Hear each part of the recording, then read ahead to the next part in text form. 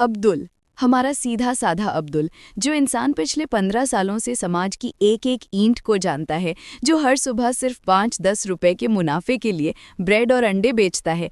आज उसकी किस्मत ने ऐसा यू टर्न मारा है कि अंबानी और अडानी भी लाइन में पीछे खड़े नजर आए।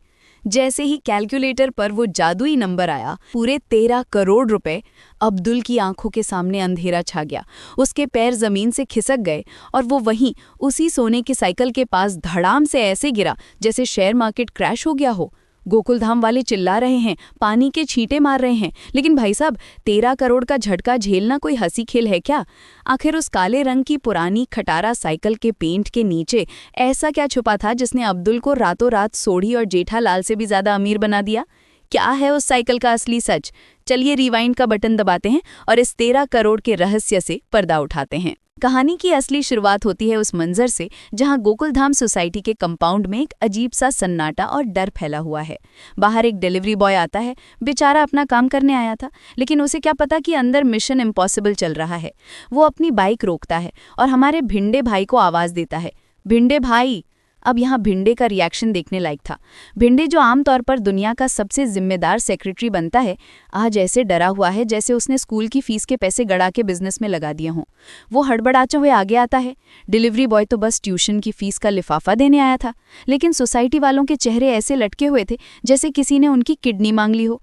बबीता जी और बाकी महिला मंडल की सांसें अटकी हुई हैं कि कहीं ये डिलीवरी बॉय साइकिल के पास न चला जाए। तभी टाइमिंग के पक्के खिलाड़ी हमारे जेठालाल का फोन बजता है। अब आप तो जानते हैं, जेठालाल और मोबाइल नेटवर्क का रिश्ता वैसा ही है जैसे टॉम और जेरी का। वो फोन को ऐसे घूरते हैं जैसे फोन ने उनसे उधारी मांग ली हो, और डिलीवरी बॉय वहां से चला गया। अब आता है असली मुद्दा। जेठालाल, जिनका दिमाग हमेशा बिजनेस मोड में रहता है, वो तुरंत सबको इकट्ठा करते हैं। माहौल एकदम सीरियस हो जाता है। जेठालाल की थियोरी ये है कि अगर चोर इस साइकिल के पीछे हाथ धोकर, या यूं कहें कि नहा धोकर पड़े हैं, तो जाहिर है ये साइकिल लोहे की तो नहीं है। हो सकता है ये साइकिल सोने की हो। जैसे ही जेठालाल ने ये शब्द बोले, बापूजी की आंखें अपने चश्मे के फ्रेम से बाहर आने को तैयार हो गई। महिला मंडल के मुंह पर हाथ और पोपटलाल के चेहरे पर वो एक्सक्लूसिव ब्रेकिंग न्यूज वाला भाव आ गया। लेकिन जेठालाल, जो कि गोकुलधाम का चाणक्य है, उसने तुरंत पोपटलाल को चेतावनी दी। पोपटलाल, तुम पत्रकार हो, तुम्हारे पेट में बात पचती नहीं है, लेकिन खबरदार अगर ये बात बाहर गई तो। पोपटलाल बेचारा चिढ़ गया, जैसे कोई उसे शादी के मंडप से उठा ले गया। मुझे क्यों बोल रहे हो? लेकिन भाई, रिस्क तो है। अगर दुनिया को पता चला कि वो जिस चीज पर कपड़े सुखा रहे हैं वो असल में करोड़ों का खजाना है, तो साइकिल तो गई हाथ से। अब सीन शिफ्ट होता है उन बेवकूफ़ चोरों के अड्डे पर। ये चोर भी गजब है। इन्हें ऑस्कर मिलना चाहिए दुनिया के सबसे अनलकी क्रिमिनल्स का।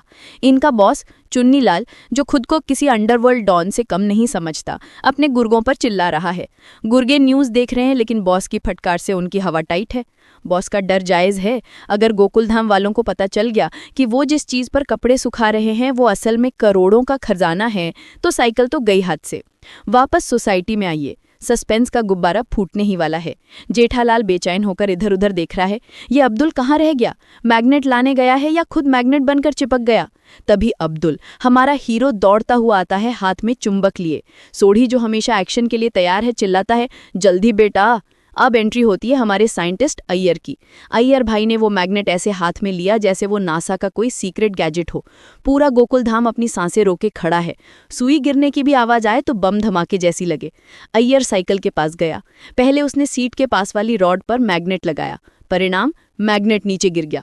अय्यर के मुंह से निकला, अय्यर यो। फिर उसने पैडल के पास लगाया, नहीं चिपका। हैंडल पर नहीं चिपका। कैरियर पर नहीं चिपका। साइकिल का कोना कोना छान मारा, लेकिन वो मैग्नेट उस काली साइकिल से उतनी ही नफरत कर रहा था जितनी जेठालाल अय्यर से करता है। जेठालाल, जिनका कॉमन सेंस कभी कभी आइंस्टाइन को भी मात दे, हैरान होकर पूछता है, ये मैग्नेट तो चिपक ही नहीं रहा है। और तभी अय्यर ने वो ऐलान किया जिसने सबके होश उड़ा दिए, अरे इसका मतलब ये है कि ये प्योर गोल्ड है। जेठालाल के कानों में तो जैसे शहनाइयां बजने लगीं। वो खुशी से ऐसे उछला जैसे जलेबी की प्लेट देख लियो। भिड़े का चेहरा देखने लायक था। उसे समझ नहीं आ रहा था कि खुश हो या साइकिल की सिक्योरिटी की टेंशन ले। बापूजी तो ऐसे स्तब्ध थे जैसे उन्हें विश्वास ही नहीं हो रहा कि उनका बेटा इतना सही कैसे हो सकता है। लेकिन फिर वही गोकुल धाम वाला कंफ्यूजन। जेठालाल पूछता है, अय्यर भाई, सोने वाले थोड़ी हैं, मतलब सोनार थोड़ी हैं। भिड़े भी अपनी मास्टर वाली अक्ल लगाता है। सही बात है, पीतल भी तो पीला होता है और चुंबक उस पर भी नहीं चिपकता। सोढ़ी भी सहमत हो गया। अब दुविधा ये थी कि ये सोना है या पीतल, कहीं ऐसा ना हो कि खोदा पहाड़ और निकली चुहिया वाला हाल हो जाए।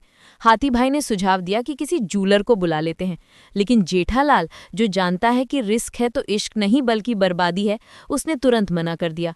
और यहाँ रोशन भाभी ने जो गुजराती में डायलॉग मारा, उसने भिड़े की बोलती बंद कर दी।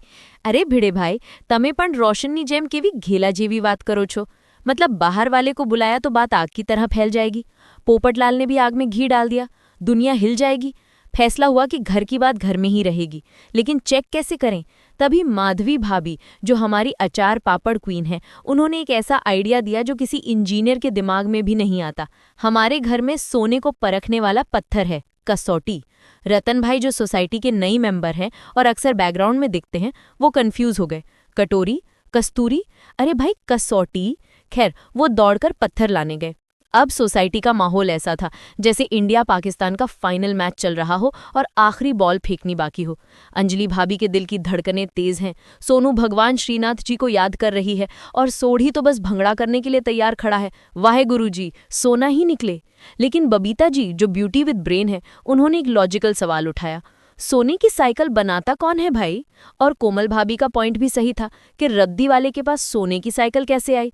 तभी रतन भाई वापस आते हैं, हाथ में वो काला पत्थर लिए। जेठालाल का बस चलता तो वो रतन भाई की आरती उतार लेता।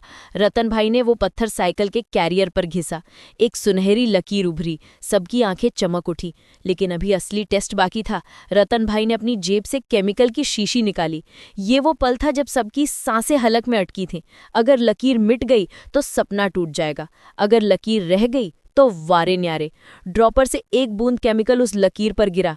1 सेकंड, 2 सेकंड, लकीर नहीं मिटी। वो सोना वहीं का वहीं डटा रहा। रतन भाई चिल्लाए, खरा सोना है, खरे सोने की साइकिल है। Oh my God! जेठालाल की आंखें तो जैसे साकेत से विरार तक फैल गई। हैं? बैकग्राउंड में म्यूजिक बज उठा और जेठालाल के दिमाग में तो फैंटेसी शुरू हो गई। उसने इमेजिन कर लिया कि वो सोने की साइकिल चला रहा है, आगे बबीता जी बैठी है, हवा में दुपट्टा उड़ रहा है। आह, क्या सीन है! जेठालाल तो ख्यालों में ही साइकिल के पैडल मार रहा था, लेकिन रियलिटी में गोकुल धाम वाले पागल हो चुके थे। माधवी, कोमल, रोशन सब नाच रहे हैं। सोढ़ी ने हाथी भाई को लगभग गोद में उठा लिया। सोने दी साइकिल! भिड़े, जो हमेशा डिसिप्लिन की बात करता है, आज वो भी सुध-बुध खो बैठा था। मेरी तो दुनिया हिल गई है। जेठालाल, अय्यर सब साइकिल के इर्द गिर्द ऐसे घूम रहे हैं जैसे वो साइकिल नहीं कोई देवता हो। बापूजी अपनी लाठी हवा में लहराकर गड़बा कर रहे हैं। खुशी के इस तूफान के बीच सबको अब समझ आ रहा था कि वो चोर, वो भंगार वाला, वो कपोले साइकिल के पीछे क्यों पड़े थे। सोचिए जरा, अब्दुल ने उस भंगार वाले को 2 लाख में साइकिल नहीं बेची। अगर बेच देता तो आज वो भंगार वाला दुबई में बैठा होता और अब्दुल अभी भी ब्रेड बेच रहा होता। कहानी वापस चोरों के अड्डे पर जाती है। यहाँ बॉस चुन्नीलाल ने आखिरकार राज खोल ही दिया। उसने अपने गुर्गों को बताया कि उसकी गधे की निशान वाली साइकिल पूरी की पूरी सोने की है। गुर्गों के तो तोते उड़ गए। वो बेचारे सोच रहे हैं कि काश उन्हें पहले पता होता तो वो बॉस के वफादार नहीं बल्कि साइकिल लेकर फरार हो जाते। बॉस ने बताया, पूरी साइकिल सोने की है। सोचिए, चोरों का भी अपना एक दुख होता है। हाथ में आया सोना और वो भी साइकिल के रूप में निकल गया। वापस गोकुल धाम में अब अगला बड़ा सवाल खड़ा हो गया, वैल्यूएशन। कोमल भाभी ने बापूजी से पूछा, चाचा जी, साइकिल कितने तोले की होगी? बापूजी, जो पुराने जमाने के आदमी थे, वो हंस पड़े। अरे पगली, ये पूछ के कितने किलो की होगी? किलो शब्द सुनते ही महिला मंडल को चक्कर आने लगे। सोना और वो भी किलो में, ये तो आउट ऑफ सिलेबस हो गया। जेठालाल और टप्पू सेना ने तुरंत अपना गणित लगाना शुरू कर दिया। टप्पू, जो आज की जनरेशन का स्मार्ट किड था, उसने इंटरनेट पे चेक किया। नॉर्मली साइकिल 8 से 10 किलो की होती है। सोढ़ी, जिसके डोले शोले लोहे जैसे हैं, उसने साइकिल को उठाया। उसने उसे ऐसे तौला जैसे सब्जी वाला आलू तौलता है। 10 किलो से ज्यादा नहीं है। अब शुरू हुआ कौन बनेगा करोड़पति का लाइव सेशन। जेठालाल, मोटा मोटी 10 पकड़ो। सोनू ने कैलकुलेटर निकाला। उंगलियां बिजली की रफ्तार से चल रही हैं। 1 ग्राम का भाव 10 ग्राम यानी 1 तोला, मतलब 1 किलो का 1 करोड़ 30 लाख। जेठालाल का दिमाग सुपर कंप्यूटर बन गया। मतलब 10 किलो का? बबीता जी ने वो आंकड़ा बोला जिसने सबके पैरों तले जमीन खींच दी। 13 करोड़! बबीता जी, 13 करोड़! 13 करोड़! ये नंबर सुनते ही सोढ़ी और हाथी भाई ने फिर से भंगड़ा शुरू कर दिया। 10 करोड़, 10 करोड़ के नारे लगने लगे। जेठालाल तो हाथ जोड़कर खड़ा हो गया, शायद लक्ष्मी माता को थैंक यू बोल रहा था। लेकिन तभी धड़ाम एक आवाज आई। सबने पीछे मुड़कर देखा। वहां जमीन पर धूल में हमारा प्यारा अब्दुल पड़ा था। बेचारा बेहोश हो गया। अरे भाई, जिसके पास टूटी चप्पल सिलवाने के पैसे ना हो, उसे अगर पता चले कि वो जिस सीट पर बैठकर पसीना बहा रहा था वो 13 करोड़ की है, तो हार्ट अटैक नहीं आएगा तो क्या आएगा। गोकुल धाम वाले अब्दुल भाई चिल्लाते हुए दौड़े। अगले हफ्ते के प्रोमो में जो दिखा उसने तो रोंगटे खड़े कर दिए।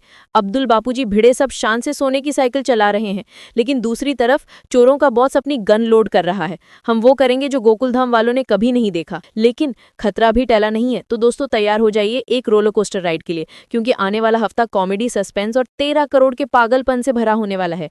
इस वीडियो को लाइक करें, शेयर करें और हमारे चैनल को सब्सक्राइब करना ना भूलें, क्योंकि असली हंगामा तो अभी शुरू हुआ है। तब तक के लिए हंसते रहिए और देखते रहिए।